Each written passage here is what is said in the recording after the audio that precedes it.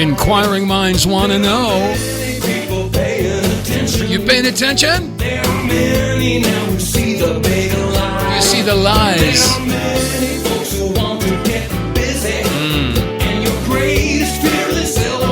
Yeah, they're scared to death of us. You've betrayed their trust, you now realize. The line's been crossed in the sand, and the fire's been fanned. All the people demand to hear the thought that you planned. You won't be trusted anymore. And as always, that song is dedicated to the mainstream lying legacy media. Welcome to the Tuesday edition, August 5th, 2025. Edition of the WTF Reports, broadcasting live from 2 p.m. to 3 p.m. Eastern Time, and that's 11 a.m. to 12 noon Pacific.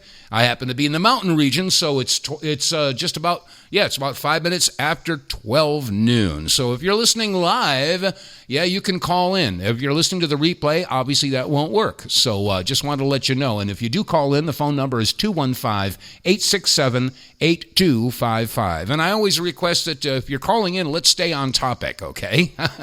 Anyway, as always, we humbly and respectfully request that you visit the website, TheWTFReports.com, and do business with our sponsors.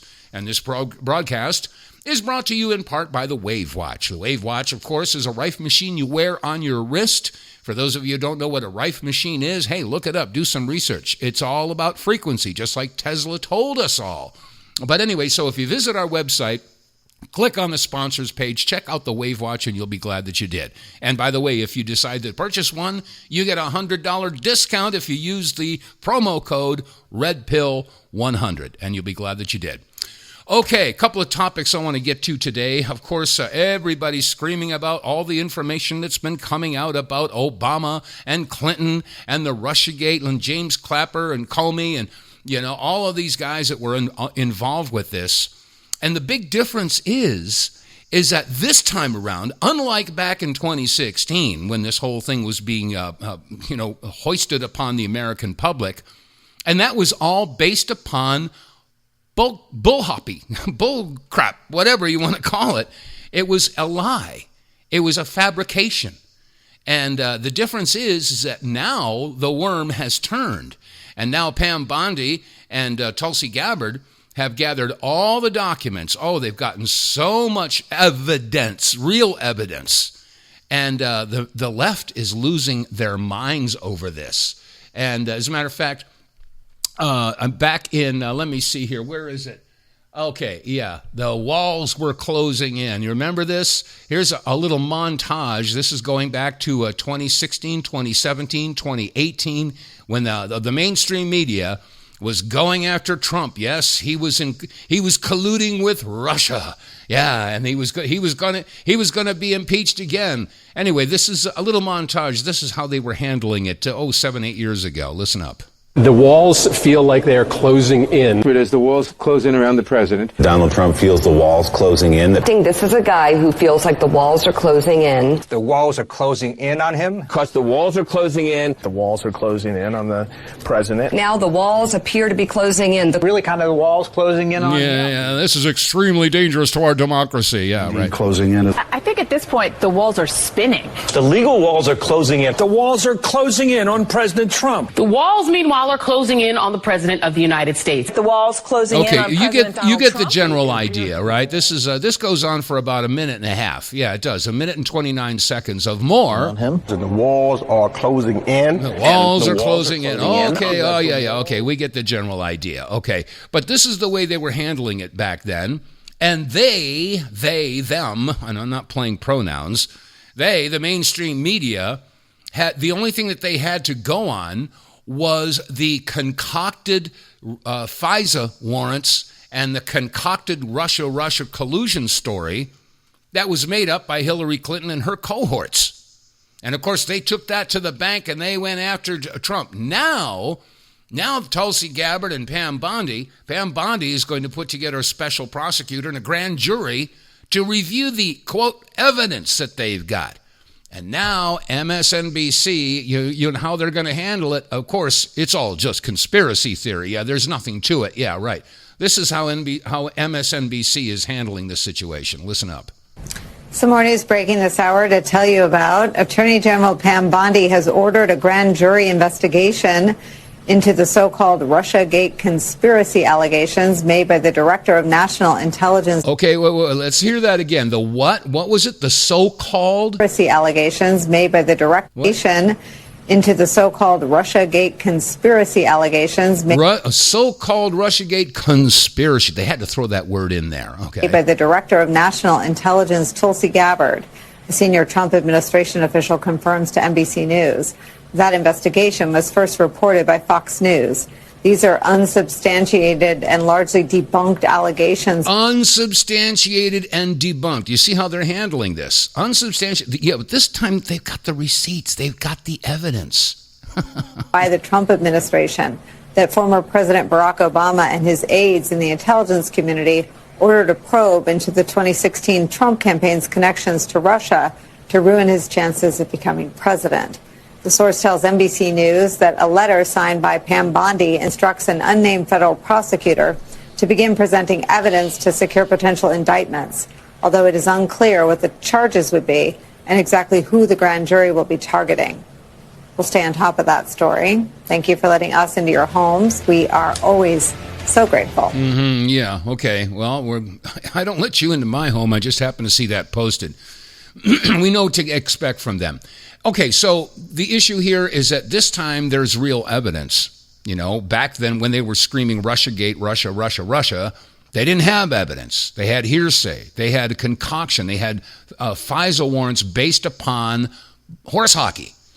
So anyway, point is that in the past week, we've been hearing the word treason being thrown around. And, of course, we all know, if you look up, in the Constitution about what treason is, and we also have a good idea of what the penalty for high treason is. Well, a lot of folks are saying, oh, man, this is going to go right to the military tribunals. And, of course, a lot of folks agree that it should, because we're talking high crimes here. We're talking the most heinous crime you can commit against your own country. So we started doing some research here and trying to find out, hey, look at what judicial venue is appropriate for charges of treason. Well, a lot of you go to do some searching online, and a lot of times it says it would go to the federal courts. Now, you know as well as I do that if it goes into the federal courts, the civilian courts, that could drag on for months and months and years. We all know how the wheels of justice turn very slowly. However, as you do a little bit more digging and you get into we're talking about the hypothetical circumstances of military tribunals. And let me see, ChatGPT says, in a highly speculative situation where Hillary Clinton and Barack Obama could be subject to a military tribunal, the circumstances would likely include, here we go, treason or aiding a foreign enemy during time of war. Well, I don't know if that applies. Let's see if this one. Espionage, such as aiding a foreign government with classified information during wartime. No, that wouldn't fit. Let's see. Acts of war crimes or other violations of the laws of war. No. Let me see. There's another bullet here. It says imposition of martial law or a national emergency leading to military adjudication. No, that didn't work. Though it's this last one here. It says participation in insurrection or sedition aimed at overthrowing the U.S. government. Ding! Bingo! There you go. So that may be the window in which this whole thing, all of these charges being brought up again, they're just getting started. They're just getting started. This could be the key that's going to open the door to allow these people to be charged with crimes that will be adjudicated in a military tribunal. And I just want to mention that it's not just the people who did that, okay? They've got accomplices. Accomplices like MSNBC, CNN, CBS, NBC, ABC, Fox. Yeah, because they all helped to promote the information that basically led to the overthrow or the overturning of a legal election. Okay, and that leads us up to the 2020 election. That's just, and that hasn't even been discussed yet. They're just working through the 2016, 2017, 2018 years and all of the stuff that was going on during that time. So we'll have to see how this is going to go. This is getting real interesting, real juicy. Okay, so that's one topic. Let's see, another topic. Eva Vladingerbroek, bless her heart. She is a spitfire. She is talking about the destruction of Europe, and that's happening in real time before our very eyes. And there's a couple of clips here that I want to share. One of them, I shared this one last week, but it's worth listening to again. What's happening in Europe? What's happening to all the countries in Europe? With all the immigration that's coming in, do you understand that the same thing is happening here? And it's being done deliberately. This is not just some mistake. It wasn't just some error in judgment. This was very carefully planned to take down the Western countries. And I'll get to who could be behind that in a couple of minutes. But let's listen to Eva Vladingerbroek on displacement. Let me see if I can get this to play properly. Here we go. Let's take Amsterdam, the capital. Amsterdam currently consists of 56% migrants. The Hague, 58% migrants. Okay, I'm going to pause it for a second. This is important. Listen to these numbers. Listen to these numbers.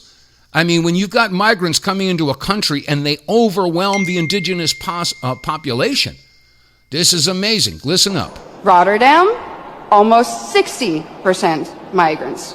And of course, most of these immigrants come from non-Christian, non-Western, African and Middle Eastern countries. Conclusion, the Dutch population is already outnumbered in the majority of our cities. But let's look onwards. London, 54% migrants. Again, conclusion, native population outnumbered. Brussels, color me shocked, 70% migrants. Conclusion, native population majorly outnumbered. And other Europeans will of course follow suit soon if they haven't already. So I'm going to draw the forbidden conclusion here. The Great Replacement theory is no longer a theory. It's reality. And what's interesting about replacement is that the establishment will either deny its existence, or when they admit to it, they say that it's a good thing that the native European population is soon no longer a majority on its own continent. Dutch national disgrace and dubbed climate pope Frans Timmermans already stated in 2015 that diversity is humanity's destiny, and that Europe will be diverse. And of course, by now, I think we all know what they mean with the word diversity. It means less white people, less of you. Imagine this in an Asian or an African country. Imagine their leaders rejoicing in the fact that their people will soon no longer be a majority in their own country. Absolutely unthinkable, unimaginable. So what in the world is wrong with our leaders? Well, I think we all know what's wrong with them. I believe that they have been subjected to one of three things: bribery, coercion, blackmail. Yeah, there is a plan by a certain group of individuals that wants to basically water down and mongrelize the West, so there are no more white people. That's sort of the plan. And I'll leave it to you to do your own research. Don't believe me just because I'm telling you. I want you to do your own research. Anyway, here's another clip from this wonderful, wonderful, intelligent woman, Eva Dingerbrook. She's going after Ursula von der Leyen big time in the EU, and well, she should. Go ahead, Eva. Tell it like it is. Have to be realistic. Civic nationalism doesn't work, not at this rate of immigration. It doesn't mean that we can't have a small number of immigrants come to our country, immigrants who are well integrated, but not millions of people who come here with the sole aim of living a better life. Because living a better life for them doesn't mean living a better life for us. So, forgive my French, but I really, genuinely do not give a rat's ass what the UN says. Migration to the Western world is not a human right. That's right. It's not a human right. It's a privilege. And people have to get that through their heads. And I don't know why the liberals out there seem to think this is such a wonderful thing. Just open the borders. Give us your tired, your poor. Yeah, that was 150, 200 years ago when immigrants wanted to come and help to build this country, not suck off of it. But that's not the case these days. Anyway, here's one more clip from Eva. Bless her heart. Here she is. America and Europe are facing incredibly similar problems. And that's because we are under attack by the same sick globalist agenda. As a result of that, my continent finds itself in rough waters, and that is to put it mildly. Europe is being flooded with immigrants from non-Western countries. Our national identities are being destroyed and replaced. Our sovereignty is given up to bureaucrats, unelected bureaucrats, may I add, in Brussels. Our churches are closing their doors, and we are spending billions and billions of euros on a non-existing climate crisis and a war in Ukraine that isn't even ours. In fact, I would go as far as to say that we are paying for our own destruction. Yes, the EU is, the European countries are paying for their own destruction. I wonder if that's going on here in the United States. I wonder. Well, I did a little research, and that back in the early 60s, there was something called the Cloward-Piven directive. Okay, and I did it on Wikipedia. It's the people behind it. Francis Fox Piven was an American professor in political science and sociology at the Graduate Center of the City University of New York. Okay, and she taught there until 1982. Now, let's see. Her, she was, by the way, Jewish. I should mention that. Why that would apply, I don't know. I'll let you do it. I'll let you figure that out. Now, the other guy, let's see. Let me see. Okay, let me go back on this. Okay, let me see. Richard Cloward, there it is. Now, he was born into a Baptist, Christian Baptist background, but as he went in through life, he didn't connect with any one church or religion. Okay, I just want to be upfront about that. He was with the Democratic Party.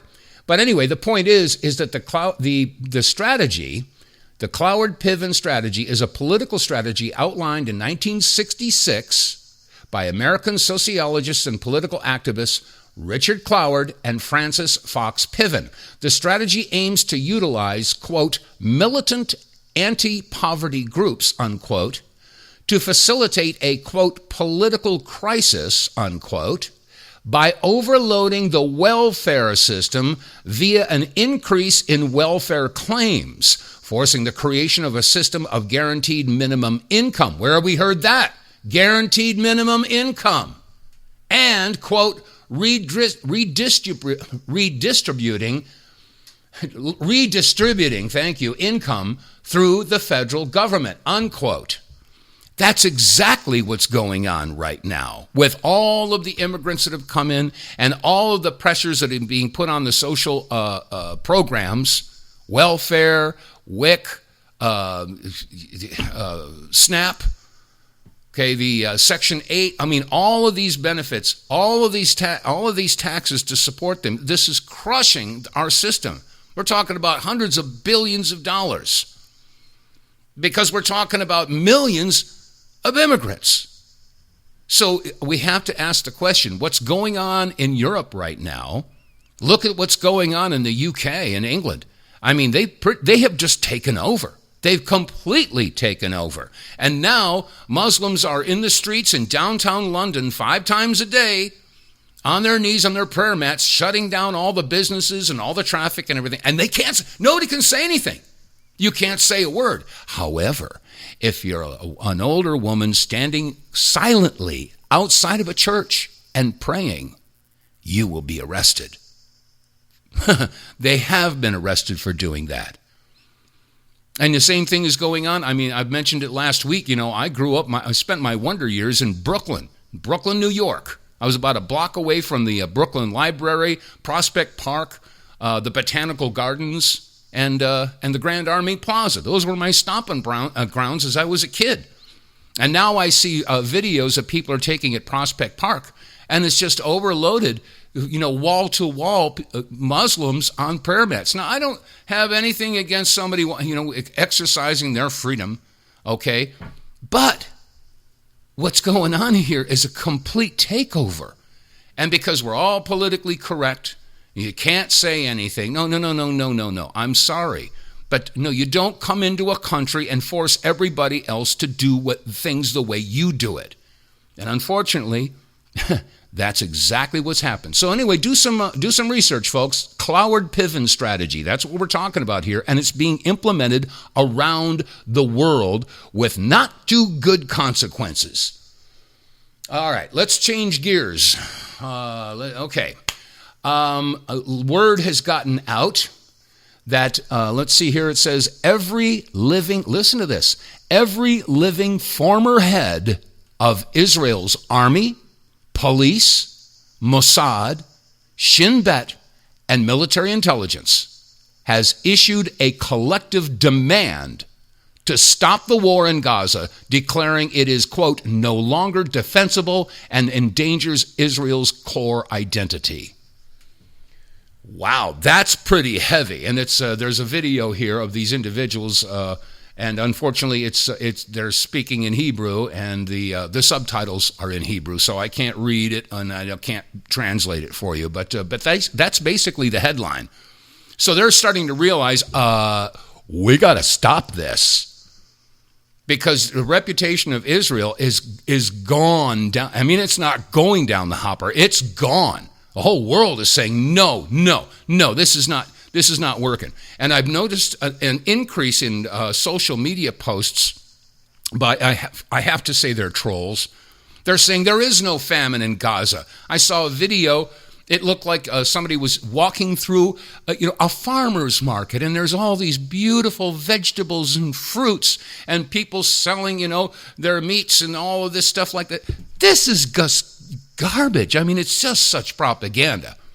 And they're saying, okay, well, Hamas has got to release the hostages. Now, let's stop right there. Okay, they say that there are about 50 hostages, Israeli hostages that are being held by Hamas. Okay? However, up there in Tel Aviv, in Israel, there's about 4,500 prisoners. Now, there's a difference here. What's the difference? In Israel, if you're being detained, you're a prisoner. If you're in Palestine, you're being detained, you're a hostage. You see how they play the words? And by the way, most of these, quote, prisoners are women and children, and most of them were never brought up on any charges at all. They're just being held. Okay, so is that a level playing field? No, I don't think so. And as a matter of fact, let me see if I can find it here. Oh, yeah, Natalie Morris. You know Clayton Morris, Redacted? She started putting out, and I did a little research on this as well. Did you know that 2 days after the October 7th attack, and by the way, you need to look into that as well, because more and more people are now realizing it was exercising the Hannibal directive. Israel, everything that I've seen indicates that Israel was behind the October 6th attack. Or October 7th, excuse me. But did you know that 2 days afterwards, Hamas said, hey, look, we'll give you all the hostages. Just give us back our families. It was called the All for All what was it? What do you call it? Negotiation, okay. But it was turned down. Israel says, no, we're not going to do that. No. And so anyway, here's Natalie Morris basically giving you a thumbnail sketch of what happened with that.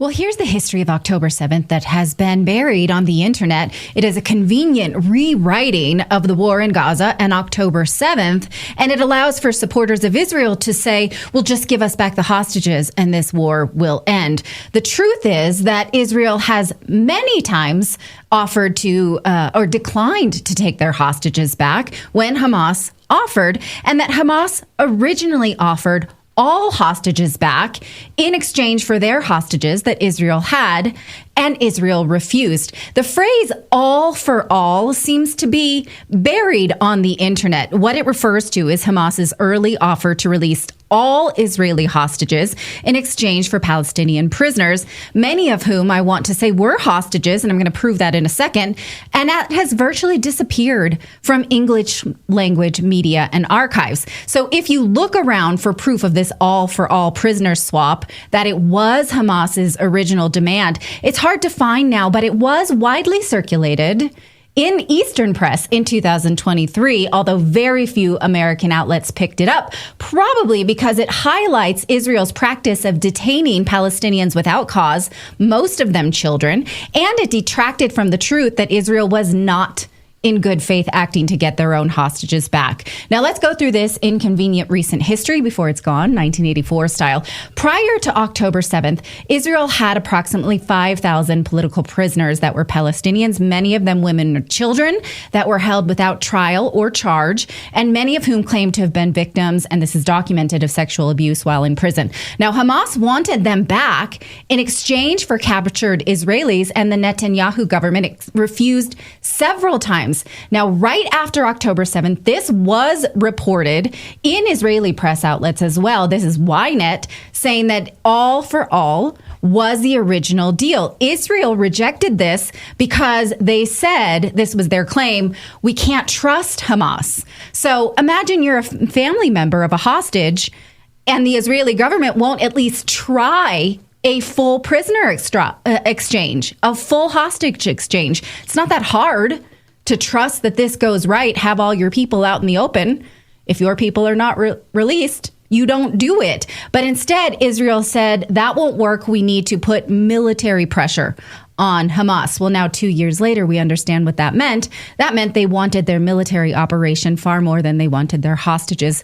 Clearly, families of the hostages confirmed that the Netanyahu government refused when Hamas offered them all as recently as or as soon after the war as October 9th. Here's the coverage of this again from the Times of Israel. The families say that the Netanyahu government refused to agree to the hostage release in the immediate aftermath of October 7th. Take a look at this quote from a hostage family representative. We found out that Hamas offered on October 9th or 10th to release all the civilian hostages in exchange for the IDF not entering the Gaza Strip, but the government rejected that offer. So don't tell me that this can end if Hamas gives all the hostages back when this has been on the table all along. Yes, it has. So if Netanyahu and his regime refused to do a prisoner exchange and clear this whole thing up, then what was their motive?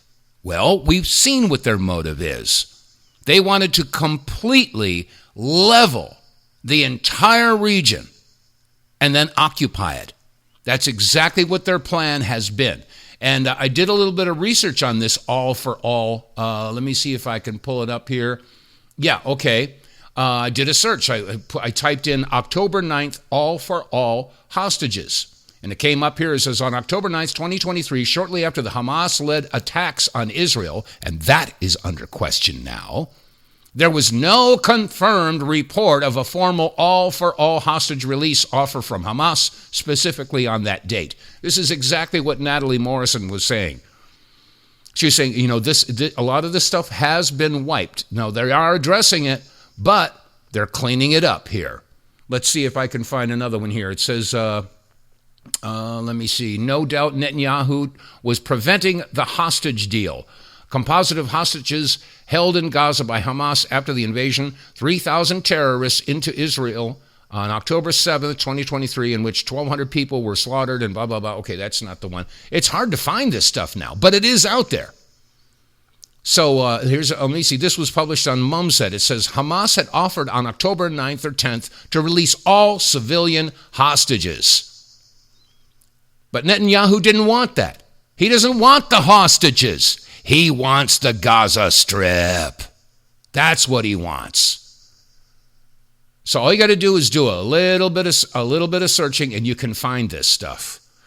Anyway, a quick pause for the cause here. Get More Tank will save you money every month on gas. Get More Tank is a tablet with active ingredients that adds big mileage to every tank. Made in America, the Get More Tank formula is used by trucking companies and heavy industry. Now the Get More Tank formula is available to you. Get More Tank works in any gas or diesel engine, cleans your engine, lowers emissions, and you'll feel improved engine performance every time you step on the gas. Get More Tank works for cars, trucks, boats, motorcycles, four-wheelers, mowers, and blowers. Hey, if you got an engine, then Get More Tank.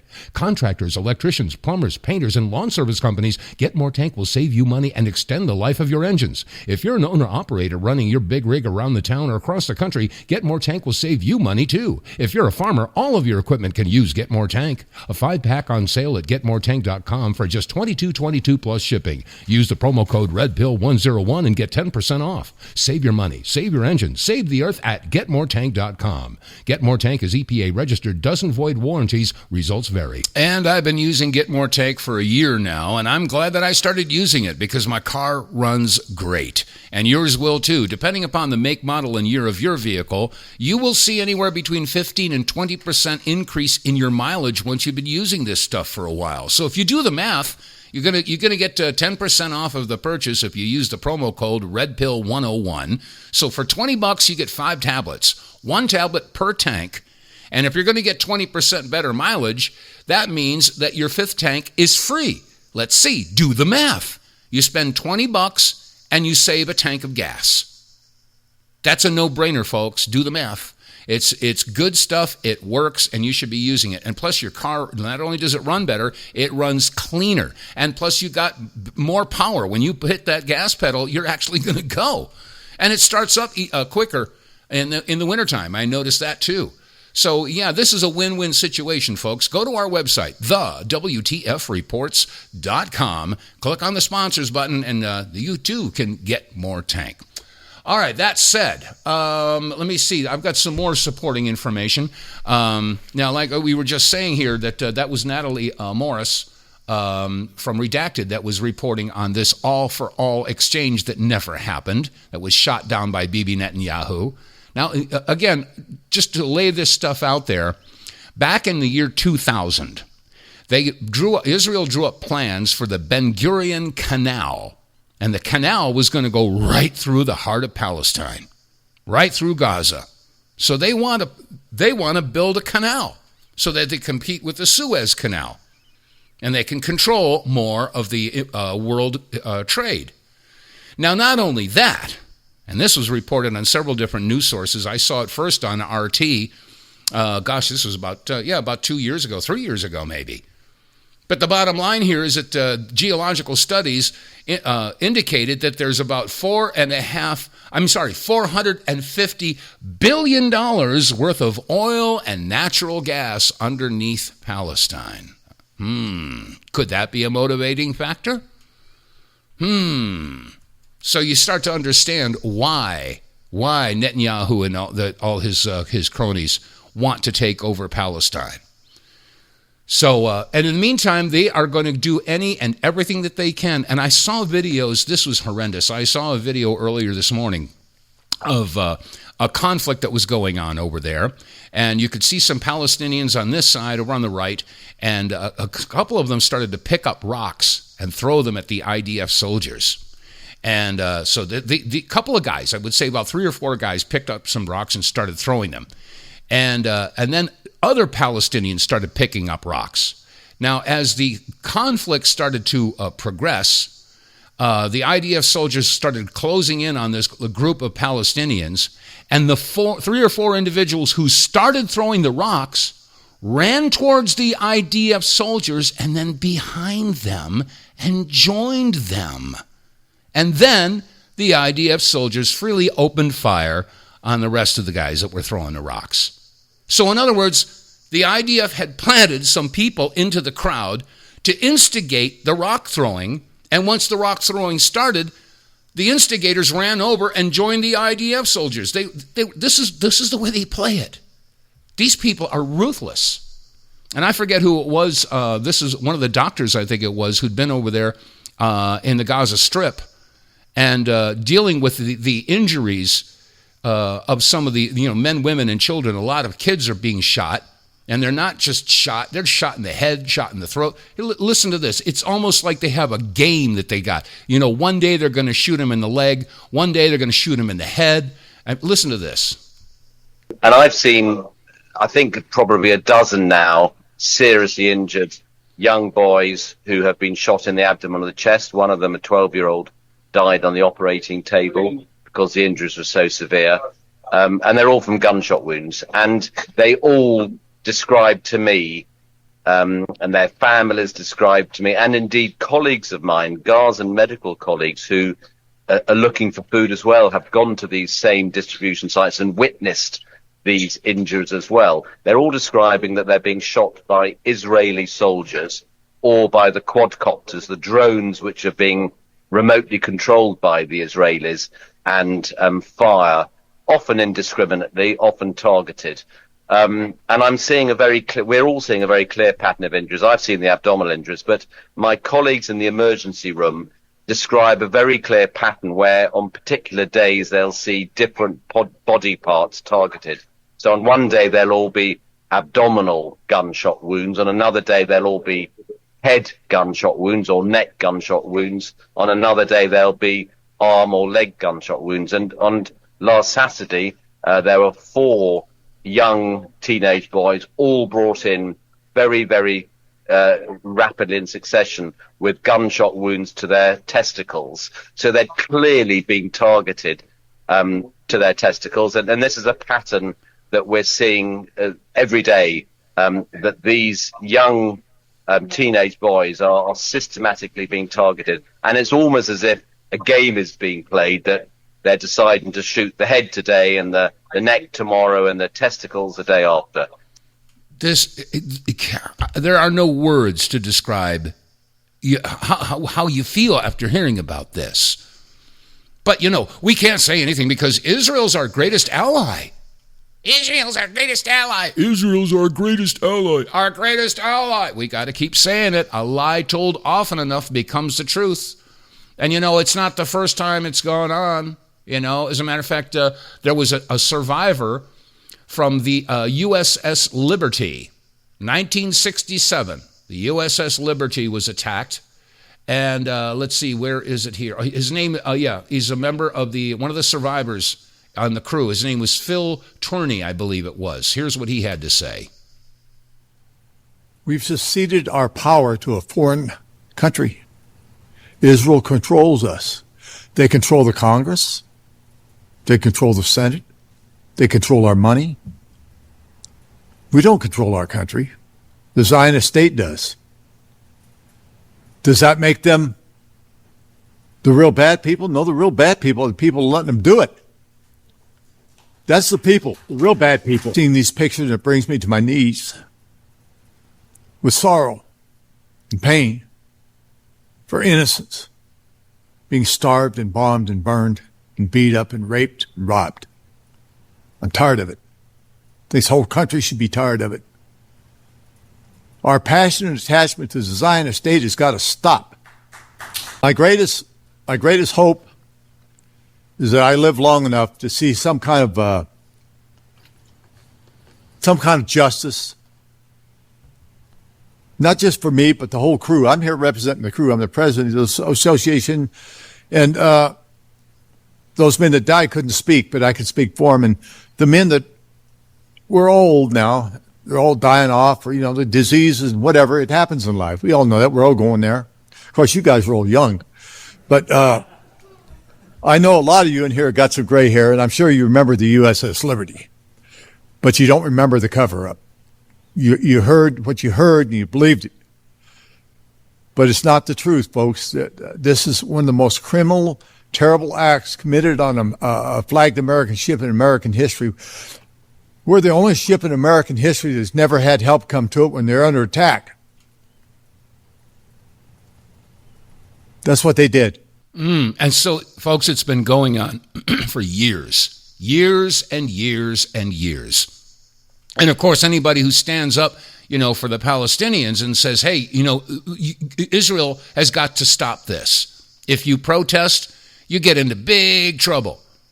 Up in Cambridge, Massachusetts, at Harvard, we've been hearing stories about, people, some of these students are being persecuted and deported if they're foreign students and stuff like that. If you dare say anything about Israel, they're throwing you out. Norm Finkelstein, a very well-known Jewish advocate here, and I'm not saying he's advocating for the Jews, he's advocating for the Palestinians and against the genocide.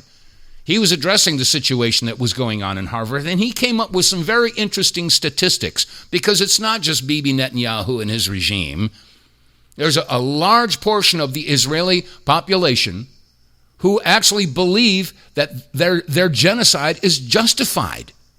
They believe that, you can kill anybody that you want. Here's Norm Finkelstein. Listen up. The question that was put to Israelis was very concrete and succinct. When the IDF enters a city, should it kill every single person in the city? 47% of Israeli Jews said yes to that question. Another question was, do you believe there are any innocents in Gaza? Any innocents? It was asked of Israelis across the board, including non-Jewish Israelis. 62% said there are no innocents in Gaza.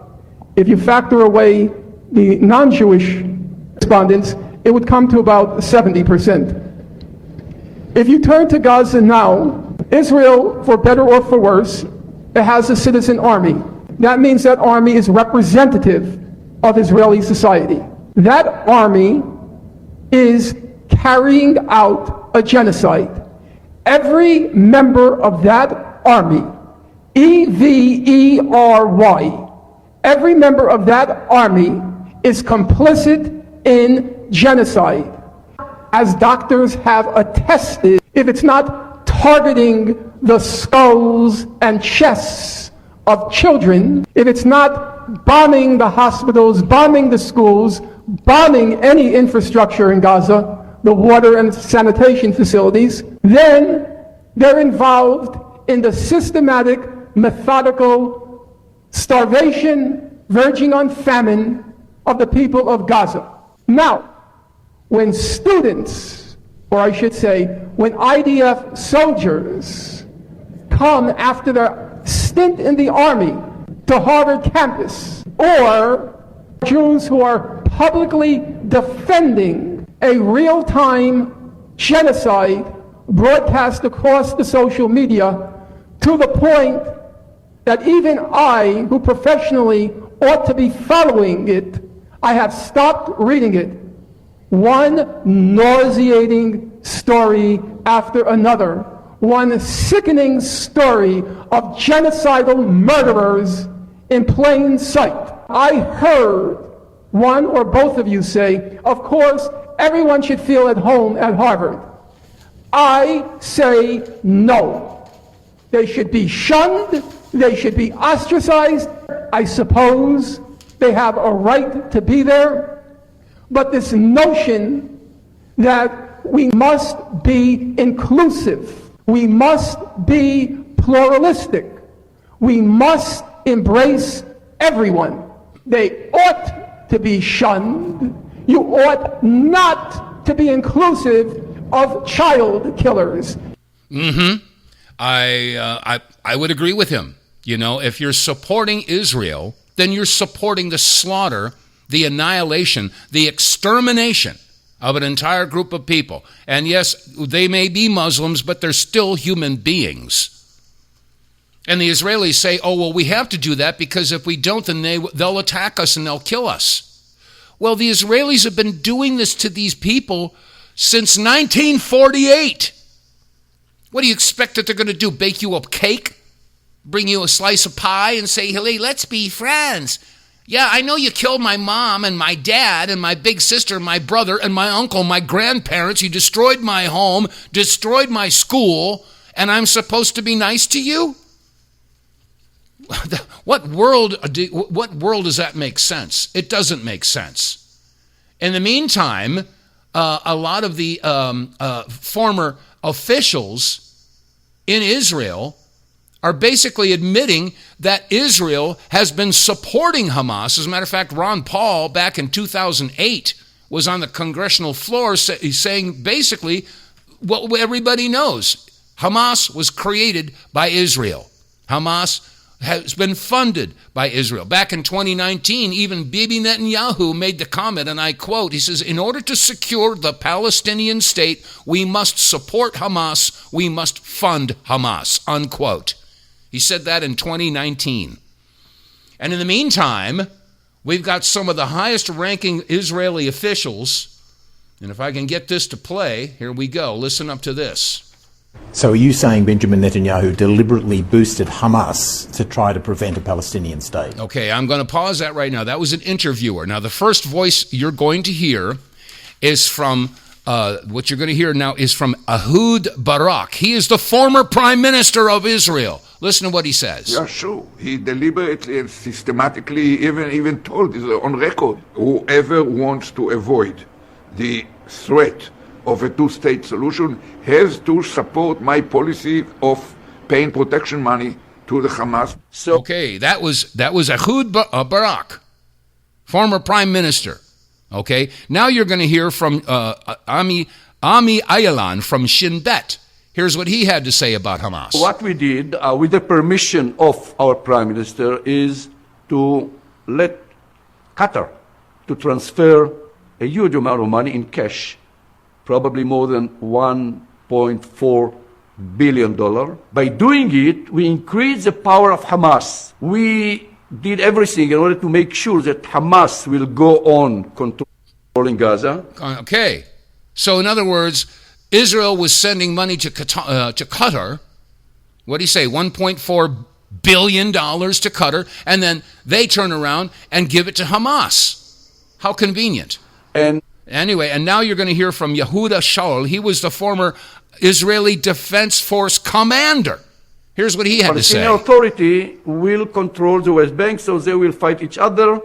He fed the beast. Okay, here it is. And it exploded in our face. If you base your national security strategy solely on force, then you need to win 24/7 forever. Yeah.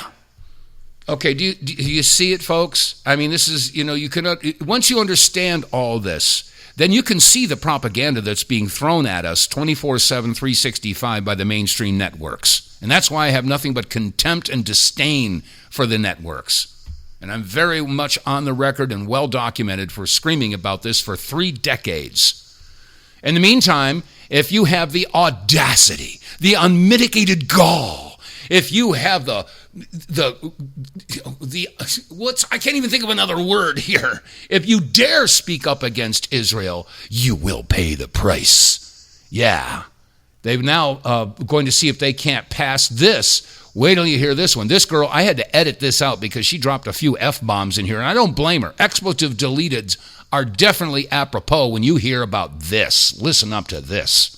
This is not what national sovereignty looks like. What do you mean that the Trump administration is saying that they will condition the release of disaster funds that Americans pay for themselves, our tax dollars, to affected states if those states boycott Israeli companies? Excuse me, bitch? Let's put aside for a second that this is wildly unconstitutional. There should already be lawsuits about this. You cannot tell American citizens that we are not allowed to boycott anyone. This is why it gets me when people are like, why are you always picking on Israel? Why are you guys always picking on Israel? Name me another country where as an American citizen, you can have your taxpayer funds withheld from you for disaster relief because you chose to exercise your First Amendment right to boycott. To boycott a foreign government. You know you can boycott any state in the nation if you're American, but you can't boycott a foreign one? This is why people focus on the Israeli regime, because no other country is trying to violate our sovereignty. And MAGA, you show your whole fucking ass when it comes to stuff like this, because you should be freaking out. If you really love the country so much, if you were really such a patriot, 1776, don't tread on me, blah, blah, blah, you would be outraged about this. You would be outraged at the idea that any administration or any president would say, we're going to withhold your own tax dollars that you may need for flooding relief, hurricane relief in any state, if you don't bow down to the Israeli regime. If you try to exercise your First Amendment right to boycott, we're not going to give you any of your own taxpayer money. So, if you're the victim of a tornado or a hurricane or a flood or some other natural disaster, and then FEMA is going to come in there and well, we all know what FEMA does. They have such a wonderful track record in South Carolina and Kentucky, right? But the bottom line here is that they come into a disaster area and they find out that you said free Palestine, you don't get to have any funds to help you out. Is that so? If you voice an opinion against this overlord here in the United Zionist States of Israel, then you will be ostracized. You'll be cut off. We've been taken over, folks. I mean, I've been playing you these. This is why I play audio clips. I'm here, WTF, with the facts. You can't say Dave said it. No, I'm just sharing you with what's been posted. For you hear it directly from the horse's mouth. I'm not making this stuff up. I'm trying desperately, screaming from the rooftops, blowing the horn, to try to get folks to understand how insanely important this stuff is. But unfortunately, the overwhelming majority of Americans are more concerned with Netflix and, baseball. The baseball, second half of the baseball season is on now. And, American Ninja. My favorite show. This is unfortunate, but that's just the way it is. But let me see. I got one more clip in an unrelated topic. There a lot of folks have been screaming about the immigrants, pregnant women coming in. The unborn child has rights. Yeah. So all the liberals are saying, yes, we have to protect these pregnant women that are coming across the border so that they can drop their child and get citizenship. Well, that sort of blew up in their face. Listen to this. So a pro-choice judge in New Hampshire just gave unborn children federal rights. Yeah, the same people who scream, my body, my choice, just walked into a federal court and asked a judge to protect unborn babies under the Constitution. Let's go ahead and break this down. So a class action lawsuit was filed to block Trump's executive order ending birthright citizenship for kids born to illegal immigrants. And the plaintiffs argued that it would cause irreparable harm to the unborn children of those immigrants. So they needed that legal protection right now. And Judge Joseph LaPlante said, yeah, sure. So he certified the case, and it explicitly includes unborn children in it. That means that for the first time ever in a federal courtroom, unborn babies were granted legal standing under the 14th Amendment. And whether the left meant to do it or not, that is a massive pro-life movement win. Because now we have a ruling out there that states that the government cannot harm the unborn because they are considered a person under the law. This isn't just semantics. This is precedent. And now the door is wide open for future lawsuits that protect the unborn. Not just in immigration, but all across the board. And the irony of this all is this didn't even involve a single conservative. These were pro-abortion Democrats that are trying to stop Trump that just accidentally argued unborn children deserve constitutional protection. Y'all played yourselves. And I'm going to say this loud and for everybody to hear. Life begins at conception. And now, so does legal protection of it. This was fun, y'all. Have a day. Isn't that funny? That's a gas. Well, you know what? There's something else. I played it yesterday. Maybe I'll play it again tomorrow. The ICE is going after folks with dual citizenship. Yeah. I wonder if they're going to go after all the members of Congress who have dual citizenship with Israel. Boy, that would be something, wouldn't it? All right, that said, we're flat out of time on this Taco Tuesday, August 5th, 2025 version of the WTF Reports. I appreciate your listenership. If you're listening on Rumble or BitChute or YouTube, please click share, like, subscribe, and tell your friends about it. Let's spread the word. We want to grow the listenership. That said, we're flat out of time. God bless you all. Stay safe, stay free, and I'll see you tomorrow. Anymore.